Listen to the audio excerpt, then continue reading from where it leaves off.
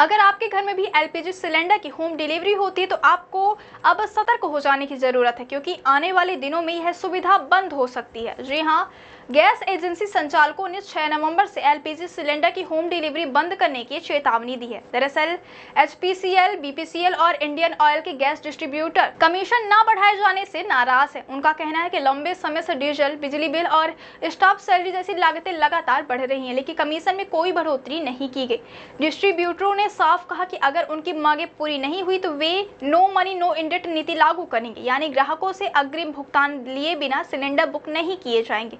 LPG distributor association ने 3 चरणों में आंदोलन की रणनीति बनाई। पहला चरण पहले से शुरू हो चुका है। इसमें एजेंसी संचालक और स्टाफ काली पट्टी बांधकर काम कर रहे हैं। यह प्रतीकात्मक विरोध है ताकि सरकार और कंपनियों का ध्यान इस ओर जाए। दूसरा चरण 29 अक्टूबर की शाम 7 बजे होगा, जब राज्य भर के जिला मुख्यालयों में मशाल और मोमबत्ती जलाकर प्रदर्शन किया जाएगा। और तीसरा चरण 6 नवंबर से शुरू होगा, जिसमें एजेंसी संचालक नो मनी नो इंडेट की नीति अपनाएंगे। अगर तब भी मांगे नहीं मानेंगे तो अनिश्चितकालीन हड़ताल शुरू कर दी जाएगी और गैस सिलेंडर की होम डिलीवरी पूरी तरह बंद हो जाएगी।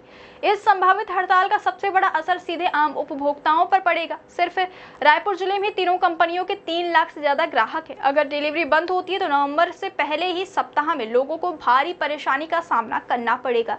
राज्य भर में लाखों परिवार प्रभावित होंगे, खासकर त्योहारी सीजन के बीच, जब रसोई गैस की खपत और मांग दोनों ही चरम पर रहती है। डिस्ट्रीब्यूटर्स का कहना है कि एलपीजी एजेंसी चलाना अब घाटे का सौदा बन गया है। वे कहते हैं कि एक तरफ डीजल और ट्रांसपोर्टेशन खर्चे बढ़ गए हैं, वहीं कर्मचारियों की सैलरी, इंश्योरेंस और बिलों का बोझ भी कई गुना बढ़ चुका है, लेकिन कमीशन दरें वर्षों से स्थिर। एजेंसी संचालक के मुताबिक हर डिलीवरी से हमारा खर्च बढ़ता जा रहा है, लेकिन कंपनी की ओर से मिलने वाला कमीशन जस का तस है। इस हाल में ना तो स्टाफ की सैलरी दी जा सकती है, ना डिलीवरी वाहनों का खर्च उठाया जा सकता है। उधर ग्राहक भी इस चेतावनी से चिंतित है। कई उपभोक्ताओं का कहना है कि अगर डिलीवरी बंद हुई तो उन्हें सिलेंडर एजेंसी से खुद ले जाना पड़ेगा, जो बुजुर्गों और कामकाजी लोगों के लिए बेहद मुश्किल होगा। रायपुर, दुर्ग, बिलासपुर, अंबिकापुर और बस्तर जैसे जिलों में पहले से ही डिलीवरी में देरी की शिकायतें आती रही हैं। ऐसे में यह हड़ताल हालात को और बिगाड़ सकती है। एलपीजी डिस्ट्रीब्यूटर्स एसोसिएशन ने सरकार और तेल कंपनियों से तत्काल बातचीत कर समाधान निकालने की अपील की। संगठन ने कहा कि वे ग्राहकों की असुविधा नहीं चाहते, लेकिन लागत और आय के बीच का अंतर इतना बढ़ गया कि अब आंदोलन के सिवा कोई रास्ता नहीं बचा है।